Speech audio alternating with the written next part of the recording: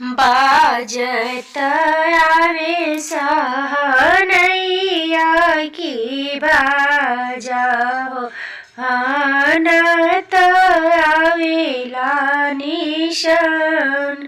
बाजत आवे सहनैया की बाजा हो, आनत आवेला निशान।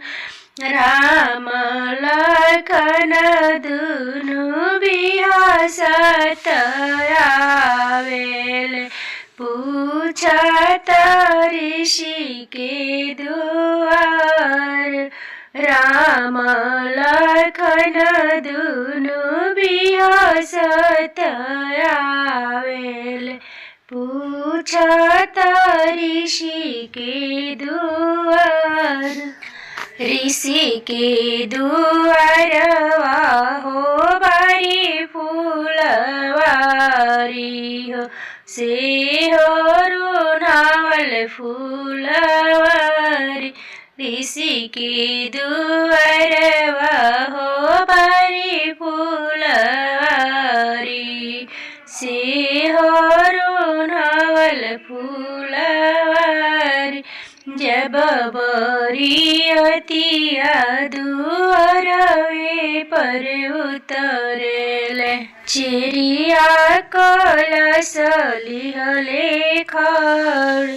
जब बरियतिया दुआरवे पर उतरेला, चिड़िया कलश लिहले खड़।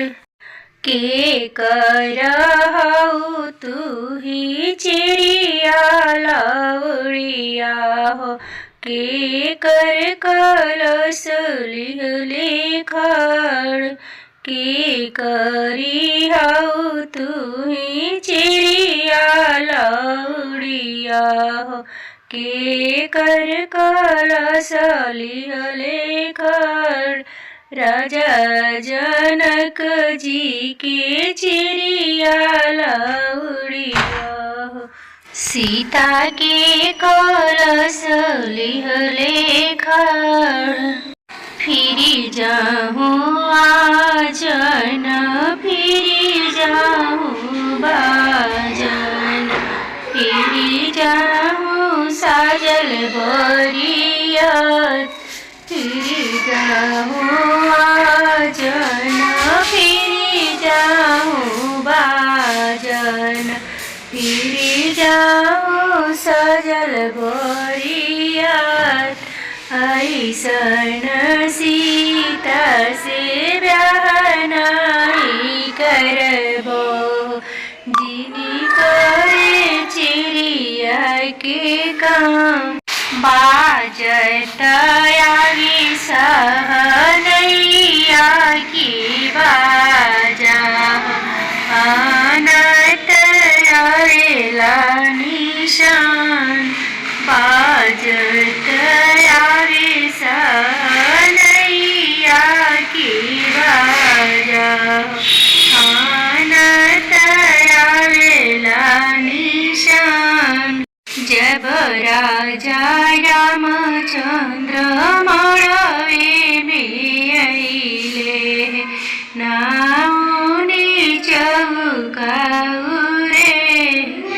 राउन चौकाउरे, के करहु तुही नाउनी बारिनी। के कर चौकाउरे, राजा जनक जी के नाउन बारिनी। सीता की चौकाउरे, सीता की चौकाउरे। फिरी जाऊँ आजन, फिरी जाऊँ बाजन, फिरी जाऊँ साजल बरियत। फिरी जाऊँ आजन, फिरी जाऊँ बाजन, फिरी जाऊँ साजल बोरियात ऐसन सीता से ब्याह नहीं होई है कर सीता नौनी के काम ऐसन सीता से ब्याह नहीं होई है कर सीता नौनी के काम।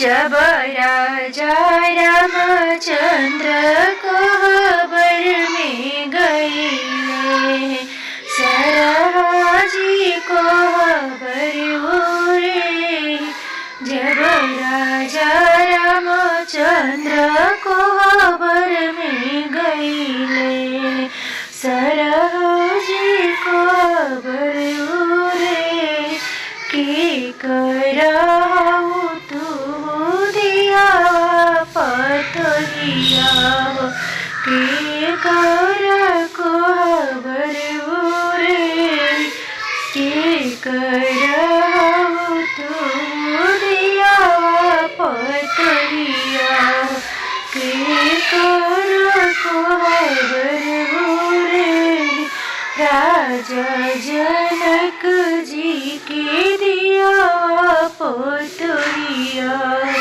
सीता के कोहबर रे राजा जनक जी के दिया पोतरिया सीता के कोहबर रे राजा जनक जी के बेटी सिया सुंदर